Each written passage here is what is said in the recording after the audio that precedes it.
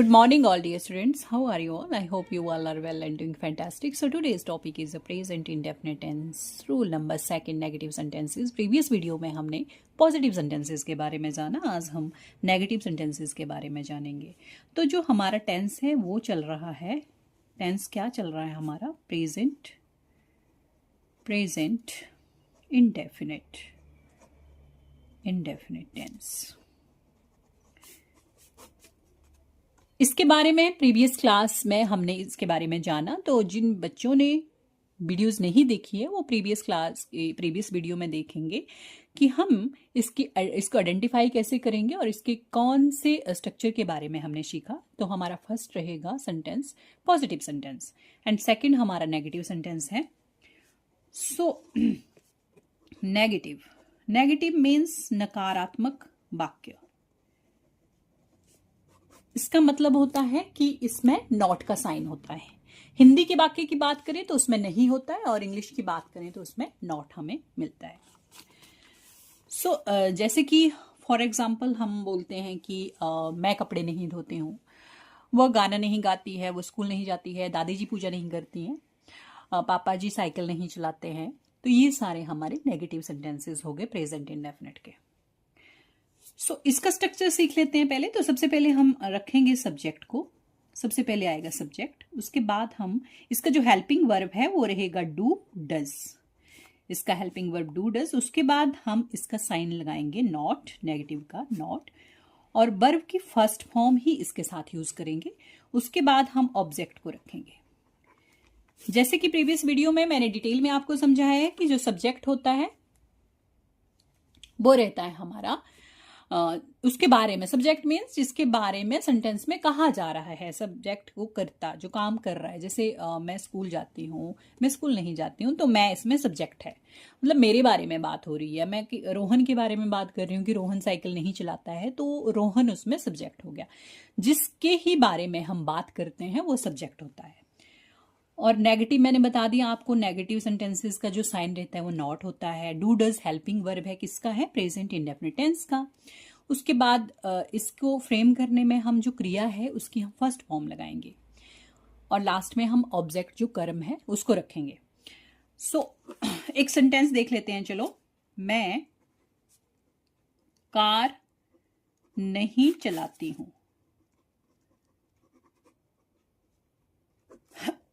सबसे पहले देखो हम इसको रीड करेंगे।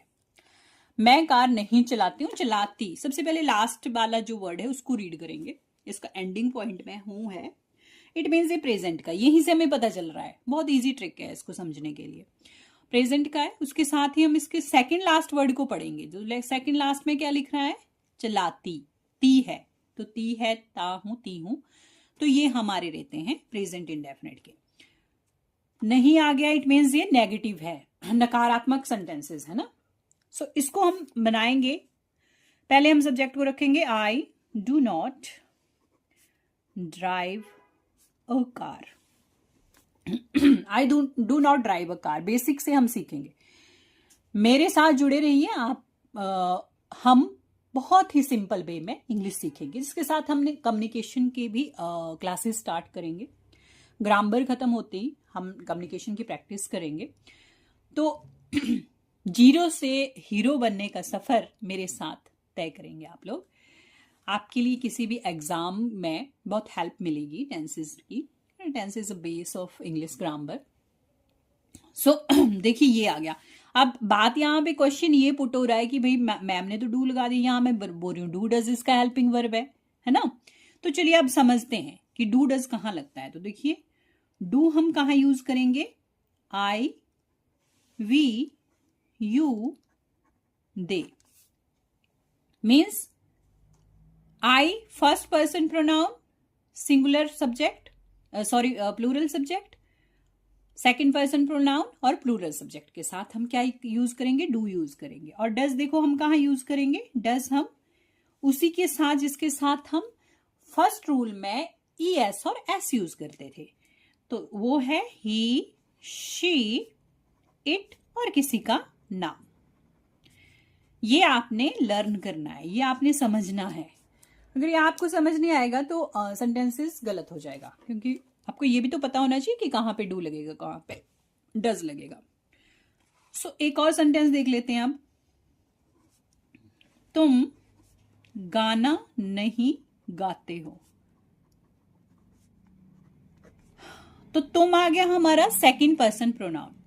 You do not sing a song. You do not sing a song. तुम गाना नहीं गाते हो। अब देखो हम फिर इस सब्जेक्ट को चेंज कर लेंगे।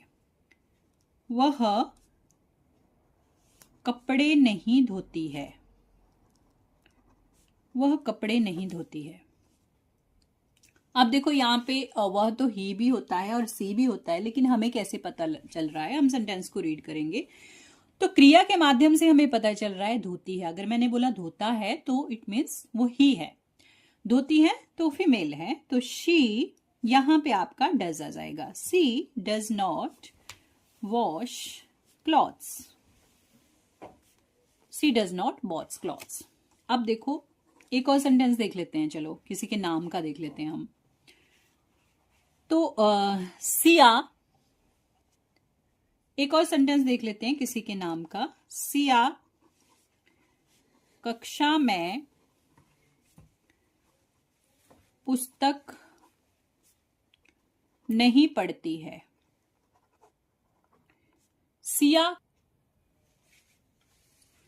सिया कक्षा में पुस्तक नहीं पढ़ती है। अब क्या करेंगे? हम लिखेंगे Siya does not read a book in the class. ये सेंटेंस थोड़ा सा हमने लंबा बना दिया। इसमें हमने प्रेपोजिशन वर्ड इन लगा दिया, क्लास बता दिया। तो अभी हम बेसिक से चल रहे हैं, तो हम छोटे छोटे शॉर्ट सेंटेंसेस के जरिए ही सीखेंगे। उसके बाद मैं आपको बताऊंगी किस तरह हम पार्ट्स ऑफ स्पीच को इसमें रख के सेंटेंसेस को लॉन्ग करना सीखेंगे। तो आई होप आपको आज का कॉन्सेप्ट क्लियर हो गया होगा। सो आज की वीडियो में हमने पढ़ा प्रेजेंट इंडेफिनिट टेंस, और जिसका हमने प्रेजेंट इंडेफिनिट टेंस के बारे में जाना, जिसकी सेकंड रूल में हमारा है नेगेटिव सेंटेंसेस, नकारात्मक वाक्य। और इसका रूल है सब्जेक्ट डू डज नॉट व फर्स्ट फॉर्म ऑब्जेक्ट। ये भी हमने सीखा कि डू किसके साथ लगता है, डज किसके साथ लगता है। सो आई होप आपको समझ आ गया होगा। आपके लिए होमवर्क है, आपके लिए होमवर्क नोट डाउन कर लीजिए। Make 10 sentences of this rule. आपको नेगेटिव सेंटेंसेस बनाने हैं प्रेजेंट इंडेफिनिट टेंस के, ये आपका होमवर्क रहेगा। सो आप मेरे को कमेंट बॉक्स में कमेंट कर सकते हैं जहां आपको डाउट लग रहा है। हम बहुत ही इजी वे में इंग्लिश सीख रहे हैं। जिसको कहीं भी डाउट है वो प्लीज मुझे कमेंट बॉक्स में कमेंट कर दें, और मेरे चैनल को सब्सक्राइब करें, लाइक करें, शेयर करें। Thank you so much. मिलते हैं कल। Bye bye.